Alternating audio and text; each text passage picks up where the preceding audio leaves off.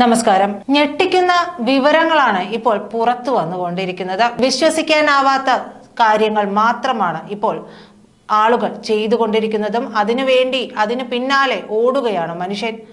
ഇപ്പോൾ സാത്താൻ സേവയുമായി ബന്ധപ്പെട്ട ടെലഗ്രാം ഗ്രൂപ്പുകളൊക്കെ സജീവമാണ്.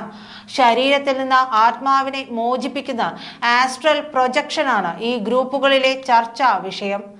അരുണാചൽ പ്രദേശിൽ പോയാൽ അനുഗ്രഹത്തിലെത്താമെന്നും കരുതിയവർ, അരുണാചലിൽ മരിച്ച നിലയിൽ കണ്ടെത്തിയവരുടെ അന്ധവിശ്വാസം എല്ലാ അതിരും വിടുന്നതാണ്. തിരുവനന്തപുരം വട്ടിയൂർക്കാവ് സ്വദേശി ദേവി, ഭർത്താവ് കോട്ടയം മീനടം സ്വദേശി നവീൻ തോമസ്, ഇരുവരുടെയും സുഹൃത്തായ വട്ടിയൂർക്കാവ് മണികണ്ഠേശ്വരം സ്വദേശി ആര്യ നായർ എന്നിവരെയാണ് സീറോയിലെ ഹോട്ടൽ മുറിയിൽ മരിച്ച നിലയിൽ ചൊവ്വാഴ്ച കണ്ടെത്തിയത്.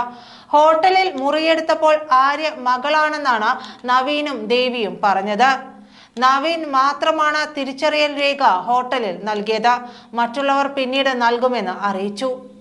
മരിച്ച ദേവിയുടെ അച്ഛനുമായി അരുണാചൽ പോലീസ് സംസാരിച്ചപ്പോൾ ഇവർ ദുർമന്ത്രവാദവുമായി ബന്ധപ്പെട്ട സംഘങ്ങളുമായി ചേർന്ന് പ്രവർത്തിച്ചിരുന്നതായും അത് വിലക്കിയിരുന്നതായും അറിയിച്ചതായി ലോവർ സുബാൻസിരി SP കെനി ബാഗ്ര പറഞ്ഞുവെന്നാണ് മാതൃഭൂമി റിപ്പോർട്ട് ചെയ്യുന്നത്. അതായത് നിയമവിരുദ്ധ പ്രവർത്തനത്തിൽ മകളും മരുമകനും ഇടപെടുന്നത് ദേവിയുടെ അച്ഛന് അറിയാമായിരുന്നു. ലോക പ്രശസ്ത വൈൽഡ് ലൈഫ് ഫോട്ടോഗ്രാഫറാണ് ബാലൻ മാധവൻ. സാമൂഹിക സാംസ്കാരിക സജീവ സാന്നിധ്യമായി ബാലൻ മാധവൻ ഇക്കാര്യം പോലീസിനെ നേരത്തെ അറിയിച്ചില്ല എന്നതും ഞെട്ടിക്കുന്ന വസ്തുത. മകളെയും മകനെയും തിരുത്തിക്കാനായി എല്ലാം പോലീസിനെ നേരത്തെ അറിയിച്ചിരുന്നുവെങ്കിൽ 3 ജീവനുകൾ രക്ഷിക്കാൻ കഴിയുമായിരുന്നു. സാത്താൻ സേവക്കാരുമായി നവീന് അടുത്ത ബന്ധമുണ്ടായിരുന്നു. ജീവിത പങ്കാളിയായ ദേവിക്ക് ഇക്കാര്യം മനസ്സിലാക്കി കൊടുക്കുകയായിരുന്നു നവീന്റെ ആദ്യ ദൗത്യം. വർഷങ്ങളായി നവീനൊപ്പമുള്ള സഹവാസത്തിലൂടെ പുനർജന്മത്തിലടക്കം വിശ്വസിച്ചിരുന്ന ദേവി ഭർത്താവ് പറയുന്നതെല്ലാം വിശ്വസിച്ചു.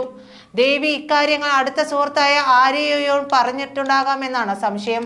അതേസമയം ഈ ഗ്രൂപ്പുകൾ കേന്ദ്രീകരിച്ച് വൻ സാമ്പത്തിക തട്ടിപ്പുകളും നടക്കുന്നതായി വിവരമുണ്ട്. ആത്മഹത്യയിലൂടെ പുനർജന്മം സാധ്യമാക്കാനാണ് നവീൻ സാമൂഹ്യ മാധ്യമങ്ങൾ വഴി പരിശ്രമിച്ചത്. നിലവിലുള്ളതിനേക്കാൾ മികച്ച ജീവിതമാണ് മരണാനന്തരം ടെലഗ്രാം ഗ്രൂപ്പുകൾ വാഗ്ദാനം ചെയ്യുന്നത്. ദൈവത്തെക്കുറിച്ചും ആത്മീയതയെക്കുറിച്ചും സംസാരിച്ചാണ് ഈ ഗ്രൂപ്പുകളിലേക്കുള്ള കെണിയൊരുക്കുന്നത്. പിന്നീട് സാത്താൻ സേവക്കാർ യഥാർത്ഥ അജണ്ടകളിലേക്ക് കടക്കും. ടെലഗ്രാം ഗ്രൂപ്പിലേക്ക് കൊണ്ടുവന്ന് ചതിയൊരുക്കും.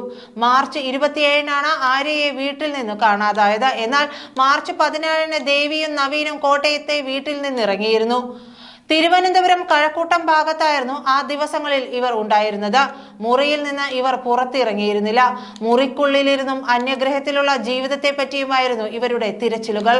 ഇക്കാര്യങ്ങൾക്കായി നവീൻ ബന്ധപ്പെട്ടിരുന്ന ആളുകളെ കണ്ടെത്തേണ്ടതുണ്ട്.